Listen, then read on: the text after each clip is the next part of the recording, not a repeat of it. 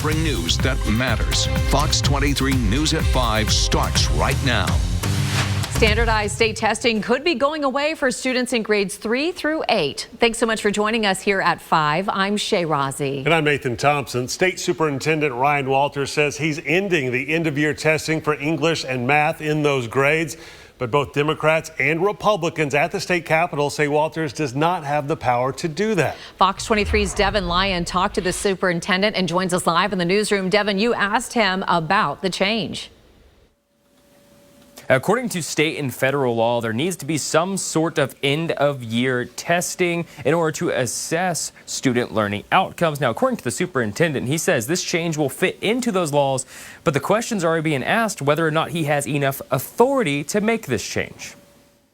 This end-of-year federally government required testing is just a nightmare. State Superintendent Ryan Walters says he's putting an end to the end-of-year standardized testing in English and math for grades 3 through 8. So what we're doing is we're going to give districts a lot of autonomy over this, as long as these tests are comparable. But questions from lawmakers have already come pouring in. House Education Oversight Chair and Republican Del Curb says he looks forward to, quote, continued collaboration with Superintendent Walters. But end-of-year state assessments are mandated by both state and federal law. Yeah, I guess he doesn't understand. So, and again, they've been told this multiple times. This plan meets every requirement from the federal government. The PragerU testing for incoming teachers, free school lunch program, the American Virtual Academy, where some legislators say there's a longer process to get that done. How do we know that this one is going to stick?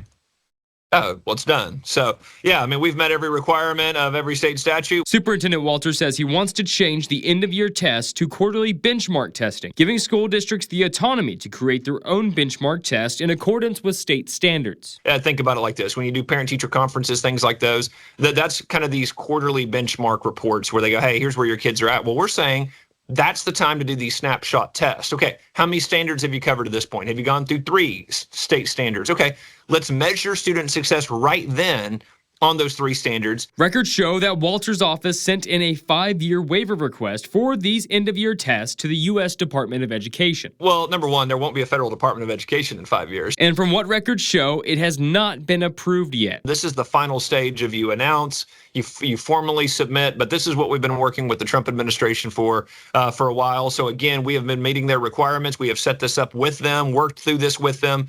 So this the final step is to officially submit it. Democrats are already calling this nothing more than a political stunt. State Senate Democrat leader Julia Kurtz saying, quote, the only reason Ryan Walters is even talking about high-stakes testing is to distract folks from the countless scandals that have happened under his watch. But Walters says it's already a done deal, and it does not need to be addressed by the Board of Education. Does this require board approval at the next meeting?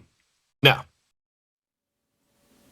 Now, the change is supposed to go into effect this school year, but as we know, several districts are already going back to class, and teachers at almost every district are already reporting back with that end-of-year testing model. So there's a lot of questions coming forward, and we're working on getting those answers for you, but we have our full interview with Superintendent Walters on our Fox 23 YouTube page and a link to it on fox23.com.